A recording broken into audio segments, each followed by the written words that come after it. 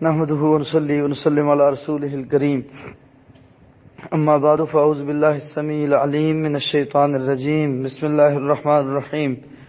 بھائی نے ماشاءاللہ بہت اچھی نشاندہی کی ہے ندیم بھائی نے۔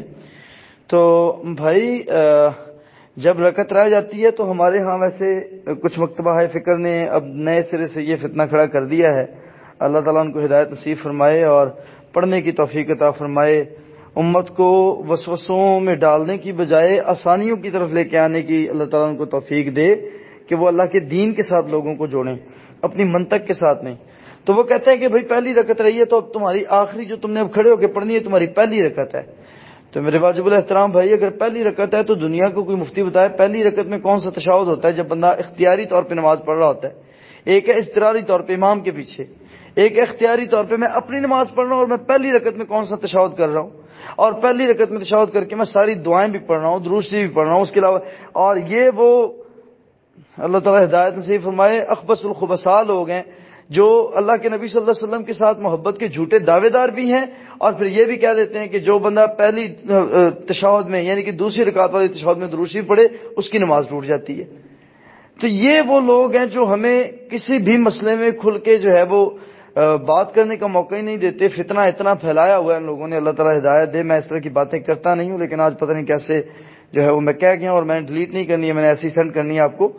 تو بھائی وہ آپ کی پہلی نہیں میرے پیارے بھائی، وہ آپ کی آخری رکعت ہے، ٹھیک ہے؟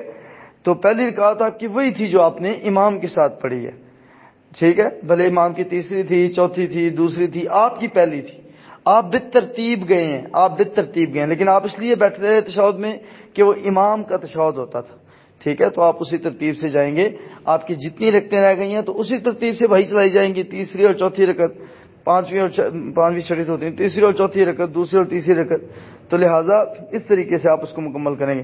مجھے ویسے اس منطق پہ یقین کرنے بڑا افسوس آتا ہے جب میں دیکھتا ہوں، اور ہمارے سادہ لوگ بھائی بھی جو ہے وہ اس میں گھر جاتے ہیں۔ ظاہر ہے ایک بندہ ہے، اس نے سر پہ جبہ اور کلہ پہنا ہوا ہے اور اس نے جناب اپنے آپ کو دھامڑو مولوی بنایا ہوا ہے، تو عام بندہ تو بیچارہ ویسے ہیزیٹیشن کا شکار ہو جاتا ہے، امپریس ہو جاتا ہے کہ یار مولوی ہے، اب اتنا بڑا چولا اس نے پہنا ہوا ہے، اتنی بڑی مسجد میں وہاں پہ گنگناتا رہتا ہے اور نماز کے بعد خرافات کرواتا ہے، ظاہر کچھ پڑا ہوگا۔ ایسی کوئی بات نہیں ہے میرے بھائی، آپ کی وہی ترتیب ہے جو عام ترتیب ہوتی ہے۔ اللہ کے نبی صلی اللہ علیہ وسلم نے یہ فرمایا حدیث میں کہ جو نماز رہ جائے اس کو مکمل کر لو۔ تو آپ ظاہر 3 رکعتیں پڑھ چکے تو آپ کی چوتھی رکعت رہتی ہے، تو آپ نے چوتھی رکعت اس کے ساتھ شامل کرنی ہے۔ بارک اللہ فیکم۔